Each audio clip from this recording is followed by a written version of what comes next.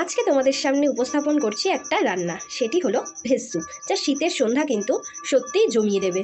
চলো দেখে নিই কীভাবে আমি এটাকে বানাবো। তো চলো, প্রথমেই লাগছে গাজর, কাঁচা টমেটো, বাঁধাকপি ভাপিয়ে নিয়েছি, কুমড়ো, শিম, মটরশুঁটি, ধনেপাতা কুচি, আদা গ্রেট করা, গোলমরিচ গুঁড়ো, স্বাদ মতো নুন, হলুদ, আর ফোড়নের জন্য লাগছে গরম মশলা আর দুটো তেজপাতা, আর সঙ্গে থাকবে সাদা তেল। তো চলো এই সামান্য উপকরণ দিয়ে কী করে বানিয়ে নিই, তো তোমরা দেখতে থাকো। চলো, কড়াইটা আমি বসিয়ে দিয়েছি, কড়াইটা গরমও হয়ে গেছে।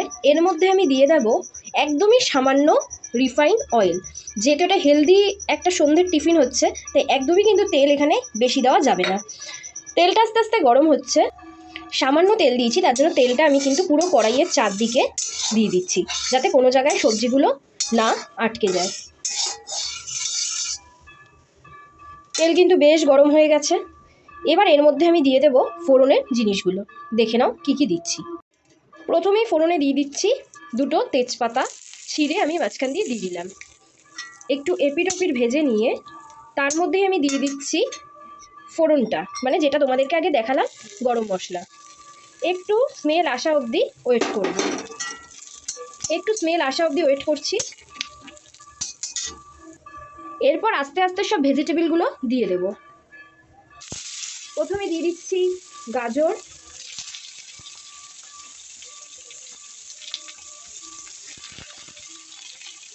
একটু নাড়িয়ে নেব। তারপর কিন্তু আস্তে আস্তে সমস্ত সবজিগুলোই আমাদেরকে দিয়ে দিতে হবে, যেগুলো হার্ড সবজি, যেগুলো শক্ত। শিমগুলো একটু দিয়ে দিলাম,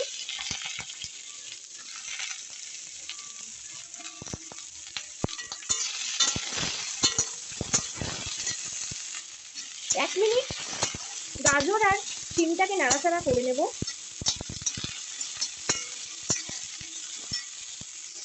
তারপর কিন্তু এর মধ্যে দিয়ে রাখবো কুমড়োগুলো।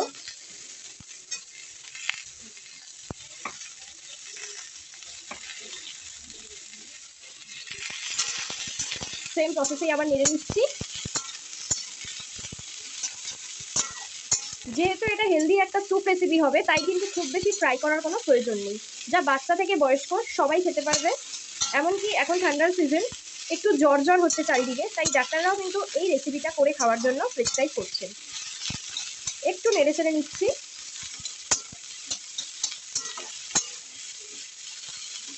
1 থেকে 2 মিনিট ফ্রাই করে ফিরে আসছি। 1 থেকে 2 মিনিট কিন্তু নাড়াচাড়া করে ফেলেছি। এরপর এর মধ্যে দিয়ে দেব 1 টিস্পুন নুন। এখন কিছুটা লবণ দেবেন। তারপরে যখন এটা স্যুপের বাটি মেপে যখন দেবেন, যে কজনের জন্য দেওয়া হচ্ছে, তারপর সেটা বুঝে নিয়ে টেস্ট অনুযায়ী কিন্তু সেই লবণটা অ্যাড করতে হবে। লবণ দিয়ে আমি একটু ভেজিটেবলগুলোকে নেড়ে ছেড়ে দিলাম। এরপর আস্তে আস্তে কিন্তু একে একে সব সবজিগুলোই এবার ছেড়ে দেবো। দিয়ে দিচ্ছি আগে থেকে ভাপানো বাঁধাকপি এবং কাঁচা টমেটো। একই সাথে দুটো সবজি কিন্তু ছেড়ে দিলাম। আপনারা বাঁধাকপিটাকে অবশ্যই একটু গরম জল দিয়ে ভাপিয়ে নেবেন।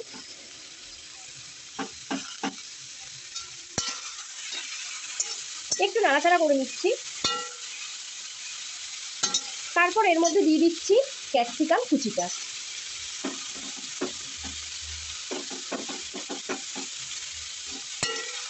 হালকা হাতে একটুখানি নাড়াচাড়া করে নেবেন 1 মিনিটের মতন। 1 মিনিট হয়ে গেছে। এবার কিন্তু দিয়ে দেব কড়াইশুঁটি। কড়াইশুঁটিটা দিয়ে কিন্তু বেশি আর নাড়াচাড়া করার প্রয়োজন হবে না, জল কিন্তু ছেড়ে দেব। আপনাদের কাছে বাড়িতে যা যা ভেজিটেবল থাকে তাই দিয়ে কিন্তু আপনারা এই জিনিসটাকে বানিয়ে নিতে পারেন, যা শরীরের জন্য কিন্তু খুবই হেলদি, আর গাও কিন্তু খুব সুন্দর গরম রাখে এই শীতের মধ্যে। দিয়ে আমি হালকা হাতে একটু নাড়াচাড়া করে দিলাম। তারপরে কিন্তু দিয়ে দেবো এর মধ্যে আদা বাটা। আদা বাটাটা দিয়ে একটু নাড়াচাড়া করব। আমি এটা সম্পূর্ণ নিরামিষ বানাচ্ছি, এটার মধ্যে কিন্তু চিকেন দিলেও চলতো, আবার রসুন কুচি দিলেও চলতো। আমি সম্পূর্ণ এটা ভেজিটেবল দিয়ে বানাচ্ছি, যেহেতু একদম সম্পূর্ণ নিরামিষ। ধনেপাতা কুচিটা কিন্তু এখন অ্যাড করা যাবে না, শেষ সময় কিন্তু ধনেপাতা কুচিটা দিতে হবে।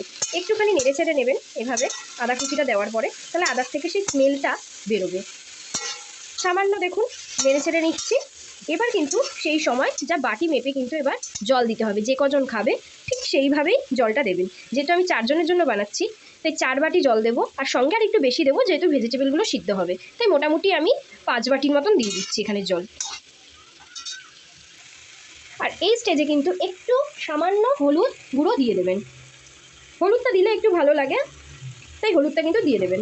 হলুদটা কিন্তু অনেক সময় শরীরের জন্য খুবই উপকার। আর এই স্টেজে দিয়ে দেবেন আগে থেকেই করে রাখা গোলমরিচ গুঁড়োটা। আমি কিন্তু এখানে পুরোটা অ্যাড করব না, নামানোর আগে কিন্তু আবার আমি এটাকে দিয়ে দেবো। এই সামান্য গোলমরিচ গুঁড়ো আমি এখানে দিয়ে আমি নেড়ে দিচ্ছি।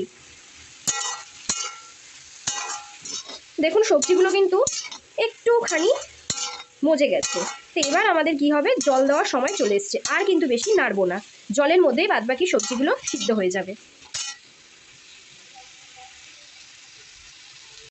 বাটি মেপে কিন্তু আমি জল দিয়ে দিচ্ছি। প্রথমে দিয়ে দিলাম 1 বাটি, তারপর দিলাম 2 বাটি, এরকমভাবেই কিন্তু দিতে হবে। 3 বাটি, 4 বাটি, সবশেষে দিয়ে দেবো আরেক বাটি জল।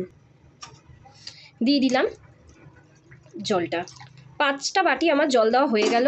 এবার আস্তে আস্তে নিচ থেকে ওপর অবধি সব কিছু নেড়ে দেবো এই স্টেজে। এবার ঢেকে দেবো 10 মিনিটের জন্য। 10 মিনিটের জন্য ঢেকে দিয়ে তারপর আমি আবার ফিরে আসছি। এই অবস্থায় কিন্তু গ্যাসের ফ্লেমটাকে অবশ্যই একটু বাড়িয়ে দেবেন, যেহেতু জলটা ফুটবে, তাই লো ফ্লেমে আর রাখবেন না। 10 মিনিট হয়ে যাওয়ার পরে তারপরে আবার ঢাকনা তুলবেন। ঢাকনা দিয়ে আমি ঢেকে দিলাম, হতে থাকুক। 10 মিনিট কিন্তু আমার হয়ে গেছে। এই স্টেজে কিন্তু খুব সাবধানে ঢাকনাটা খুলতে হবে। খুলে নিয়ে দেখবেন ভালোভাবেই কিন্তু জলটা ফুটে উঠেছে। তো সবজিগুলোকে আবার একবার নেড়ে দেবেন। তো দেখে নেবেন এই সময় লবণ লাগবে কিনা।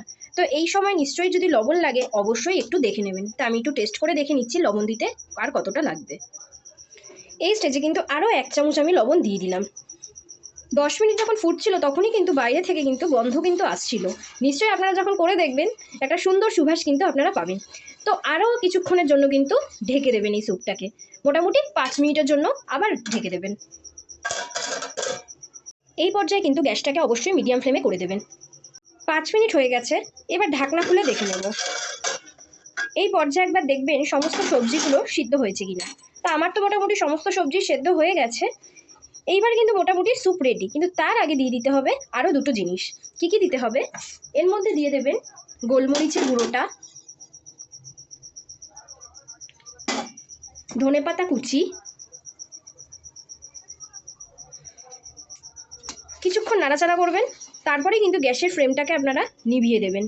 এরপর কিন্তু স্যুপ রেডি। এবার কিন্তু গরম গরম স্যুপ কিন্তু পরিবেশন করবেন। যা 8 থেকে 80 সমস্ত মানুষের জন্য এই স্যুপ খুবই উপকারী। আপনারা কিন্তু বানিয়ে প্রত্যেককেই খাওয়াতে পারেন। এমনকি বাড়িতে যদি শীতের সন্ধ্যায় কোনো গেস্ট চলে আসে তাদের কাছেও কিন্তু খুবই ভালো হবে। আর আপনারা কিন্তু এর মধ্যে বিভিন্ন রকমের শাকসবজি অ্যাড করতে পারেন। এই স্যুপটার মধ্যে কিন্তু বন্ধুরা আপনারা আরও নানান রকম সবজি অ্যাড করতে পারেন, যেমন ফুলকপি, পেঁপে, যা যা আপনাদের ভালো লাগবে। তো আমার কিন্তু স্যুপ একদম রেডি। এবার কিন্তু খাওয়ার জন্য প্রস্তুত। তো গরমা গরম স্যুপ আপনারা কিন্তু এভাবেই পরিবেশন করবেন। তা আমার এই রেসিপিটা আপনাদের কেমন লাগলো অবশ্যই কিন্তু আমাকে জানাবেন। আর সঙ্গে আপনারা আর কোন নতুন রেসিপি দেখতে চান সেটাও কিন্তু কমেন্ট করতে জানাতে ভুলবেন না। ততক্ষণের জন্য আপনারা পরিবারের সকলকে নিয়ে ভালো থাকুন, সুস্থ থাকুন। শিগগিরই একটা নতুন ভিডিও নিয়ে আপনাদের কাছে উপস্থিত হচ্ছি। টাটা।